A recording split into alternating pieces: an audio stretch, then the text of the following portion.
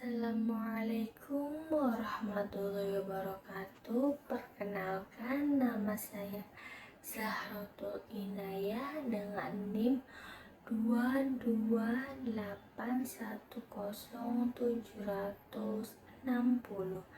Di sini saya akan mensimulasikan bahan ajar Cormer yang saya buat. Baiklah, kita mulai saja. Assalamualaikum warahmatullahi wabarakatuh. Gimana kabarnya anak-anak? Alhamdulillah, luar biasa, Allahu Akbar. Nah, sekarang kita akan memimpin doa. So, siapa ketua kelasnya di sini? Silakan memimpin doa. Selanjutnya, siapa di sini yang tidak berangkat atau yang lagi sakit? Oh, ada satu orang namanya Rio. Ya udah, semoga teman kalian yang sakit semoga diberi kesembuhan. Baik, sebelum Ibu menjelaskan materinya, kita nyanyi lagu bersama-sama yuk. Nyanyi lagu Perubahan Wujud Benda. Ayo kawan-kawan, belajar bersama, memahami tentang perubahan wujud benda sambil bernyanyi bersama-sama.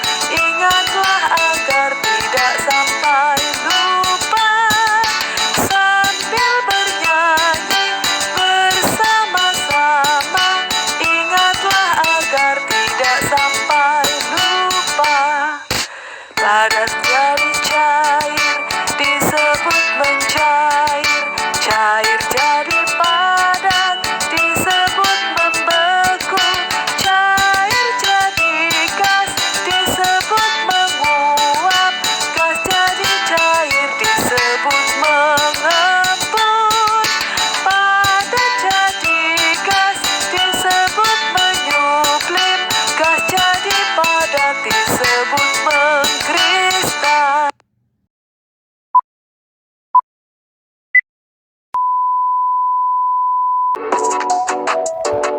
Apa itu materi atau zat? Materi atau zat adalah segala sesuatu yang memiliki massa dan menempati ruang. Materi ada yang berupa makhluk hidup seperti manusia, hewan, tumbuhan, jamur, dan bakteri.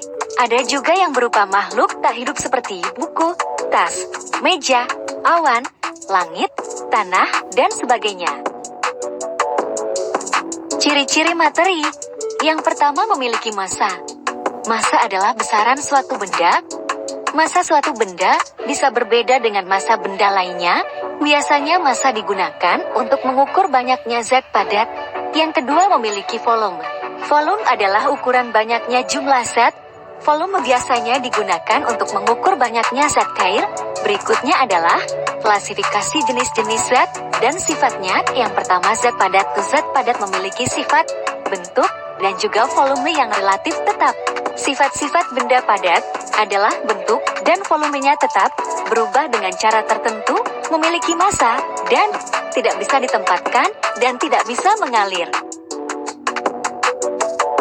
Ciri-ciri benda padat adalah bentuk dan ukurannya tidak akan berubah meskipun dipindah-pindahkan dari wadah satu ke wadah yang lain, namun dapat diubah dengan cara tertentu, misalnya dipotong atau dipanaskan. Volumenya tetap dalam kondisi tertentu secara konsisten. Zat penyusunnya sangat rapat. Selanjutnya, zat cair merupakan salah satu bentuk dan wujud benda yang berupa cairan dengan sifat-sifatnya yang khusus dan tentu saja berbeda dari benda padat dan benda gas. Sifat benda cair adalah memiliki sifat yang tidak tetap karena molekul penyusunnya bergerak bebas dan terus berubah mengikuti wujud dan bentuk wadahnya.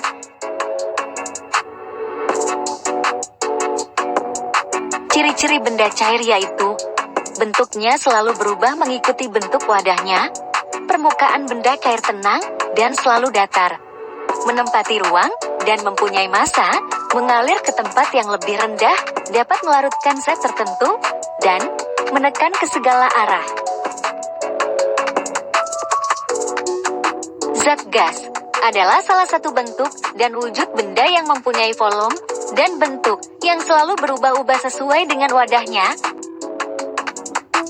Sifat benda gas adalah menekan ke segala arah, mengisi seluruh ruang yang ditempatinya, ada di segala tempat, dan memiliki massa yang berat, gerakan partikelnya bebas, dan susunan partikelnya tidak teratur. Ciri-ciri benda gas yaitu, benda gas dapat bergerak ke segala arah, partikel zat gas bisa menyebar ke segala arah, bentuk dan volumenya berubah-ubah sesuai dengan tempatnya, kerapatannya rendah, dan benda gas tidak dapat digenggam dan tidak terlihat. Sebelum kita lanjut, jangan lupa subscribe channel ini ya.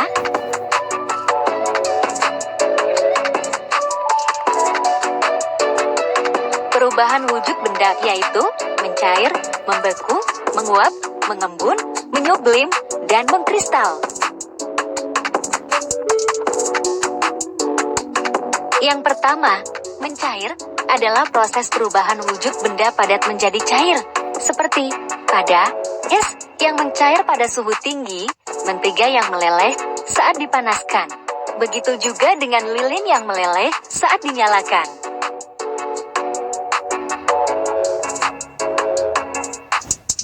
Yang kedua, membeku adalah perubahan wujud benda cair menjadi padat, seperti air yang berubah menjadi es di dalam kulkas, lelahan lilin yang mengeras bila tidak dipanaskan, dan yang paling enak, puding yang cair menjadi padat jika didinginkan.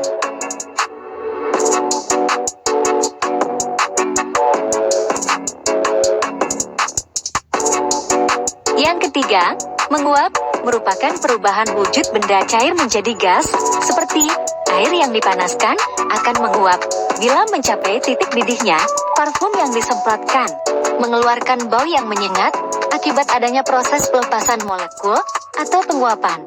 Proses pembuatan garam, di mana air laut yang dibiarkan terkena panas matahari membuat molekul air pada garam akan menguap dan menyisakan kristal garam. Mengembun adalah perubahan wujud benda gas menjadi cair, seperti embun pagi hari yang terlihat di permukaan daun, embun pada tutup gelas yang berasal dari minuman panas yang menguap, embun pada kaca, di mana gelas yang diisi es mulai mencair yang menyebabkan adanya penguapan di dalam gelas. Uap air ini akan mengembun membentuk tetes-tetes air di bagian dinding luar gelas. Menyublim yaitu perubahan wujud benda padat menjadi gas, seperti pada kapur barus yang semakin lama semakin mengecil karena berubah menjadi gas dan menyebar di udara. Salju yang mencair termasuk peristiwa menyublim. Salju yang terbentuk dari kristal-kristal dengan bidang permukaannya yang luas, sehingga semakin besar luas permukaan salju yang terpapar udara, maka semakin banyak molekul yang dapat menyublim. Begitu juga dengan es yang keluar dari kulkas. Ketika es batu yang baru dikeluarkan dari kulkas dan diletakkan dalam suhu ruang akan mengeluarkan asap yang banyak. Hal ini dapat terjadi karena es tidak hanya mencair namun mengalami peristiwa menyublim. Yang terakhir, mengkristal atau menghablur adalah perubahan wujud benda gas menjadi padat. Misalnya seperti pada proses pembuatan garam, menguapkan air laut yang mengandung garam sampai zat cairnya habis dan meninggalkan endapan berupa kristal garam. Terbentuknya salju dengan proses pembentukan kristal es yang langsung terjadi melalui uap air di awan yang jenuh, sehingga uap air akan diubah langsung